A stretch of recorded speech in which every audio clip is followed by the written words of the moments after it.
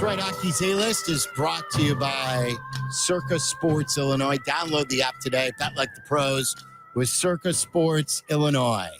What do you got, Tyler? All right. We talked a little bit about Nate Davis yesterday, and then earlier in the show today, he was outsnapped by Ryan Bates at guard, 38-18. So Bates got 20 more snaps than Nate Davis did on Sunday.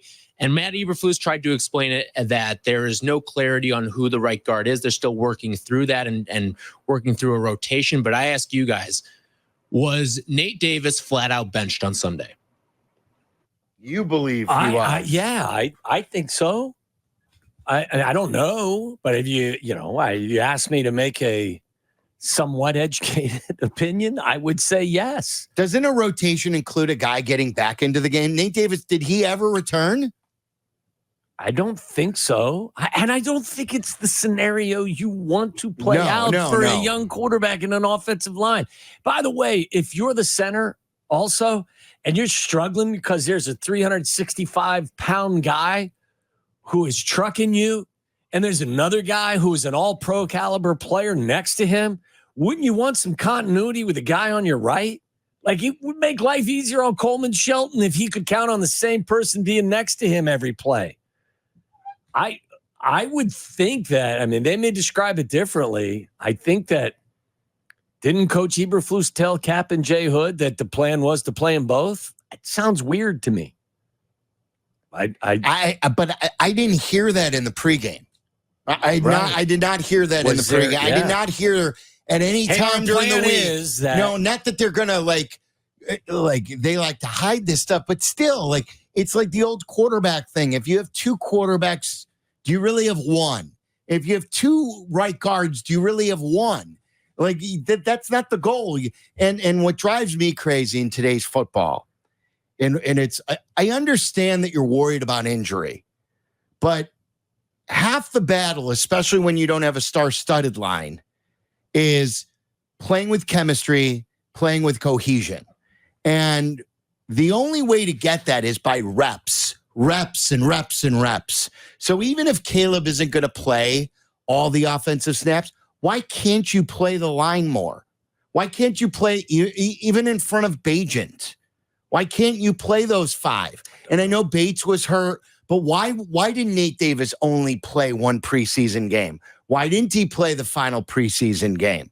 Why aren't those guys playing together more so we can iron these things out before game one?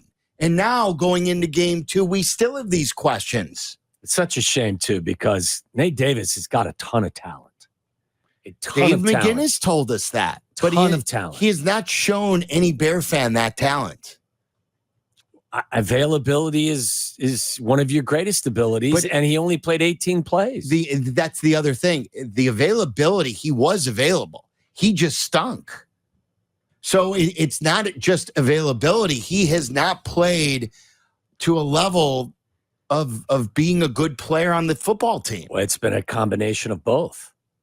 He hasn't been available throughout the course of his time here in Chicago. And when he's been out there, a lot of times he hasn't played to a level that is acceptable. That's the rub, because there are times when he plays really well, but it's just not consistent enough. When your veteran guy that you signed just a year and a half ago can only play 18 plays and then goes to the bench, tells you all you need to know. So I don't know if the coaching staff thinks differently of him than Ryan Poles does, because Poles continues to sell us that he believes in him, but the coaching staff sure doesn't seem to. I think there's only so much you can tolerate. Took only 18 plays. Right. That's why I think he was removed, because I don't think it was good enough. I think there are some things that happened early in that game where they're just like, no, we can't do this to our young quarterback. Doesn't it tell you, too, that if Ryan Bates was healthy, that he most likely would have started over, that they were ready to replace Nate Davis? And the only reason why Nate Davis got the start was because Ryan Bates had a shoulder injury? Yes, that would be what I would expect. These are all really good questions for tomorrow when they meet the media. Why did Ryan Bates and Nate Davis split reps? how is that conducive to your offensive line playing well? But that's not even like, do you understand what I'm saying? That's not even splitting reps. 18 to what? 38. And then Nate Davis didn't come back. So that's not a rotation. Well, I'm just saying to you, that's how it was presented by him. You're right. That's what I'm saying. So I would counter any sort of, hey, we decided to do a rotation. A rotation means he's going to come back. That's a benching. Yes. When you get replaced and you never come back. Ask him, did you guys bench Nate Davis? And what is the plan going forward? And if you didn't bench Nate Davis, if you're calling it a rotation, why didn't he come back?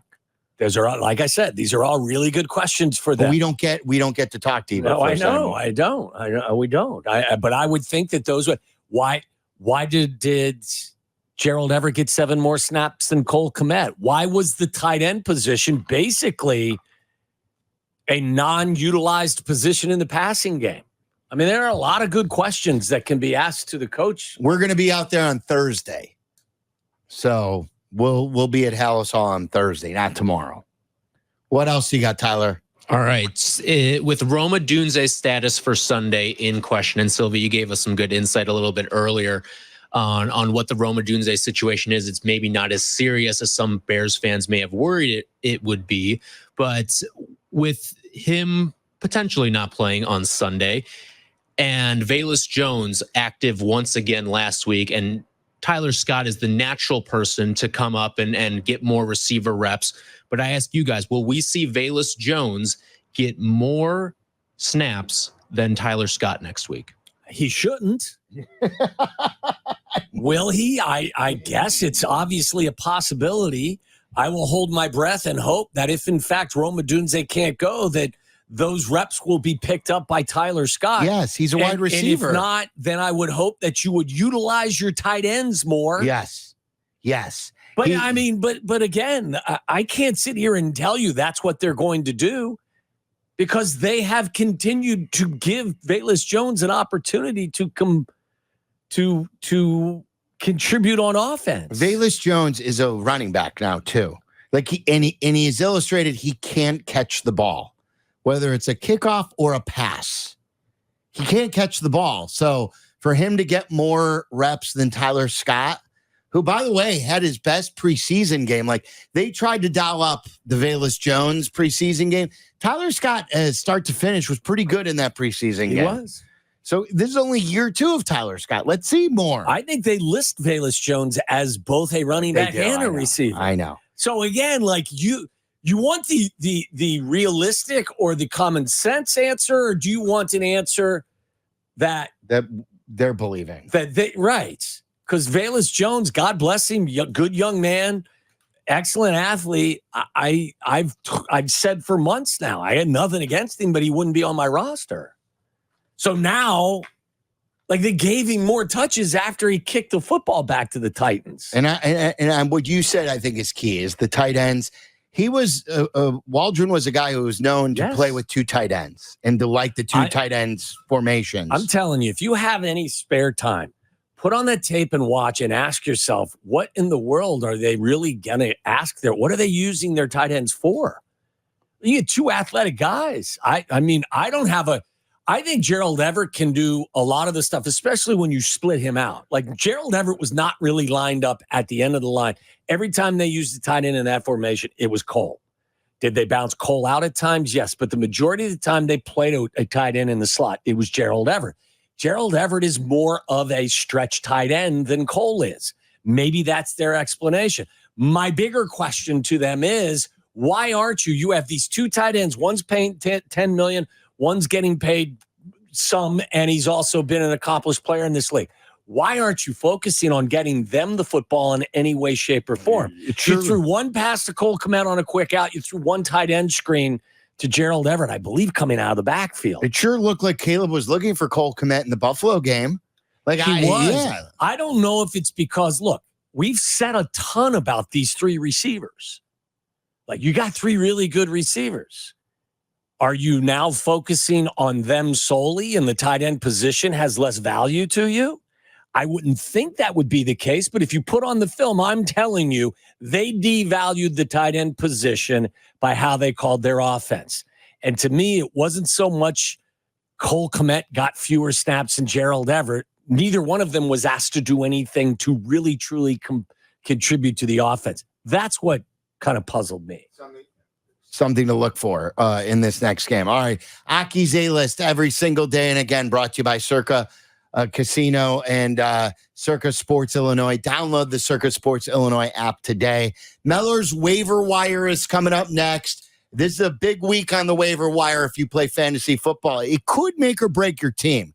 I'm serious, there have been many years that I pick up a guy in week 1 of the waiver wire that fuels my team because of this. Guys who you miss in your draft who are still available, and then they come out with big week 1s and can really have a big impact on your team.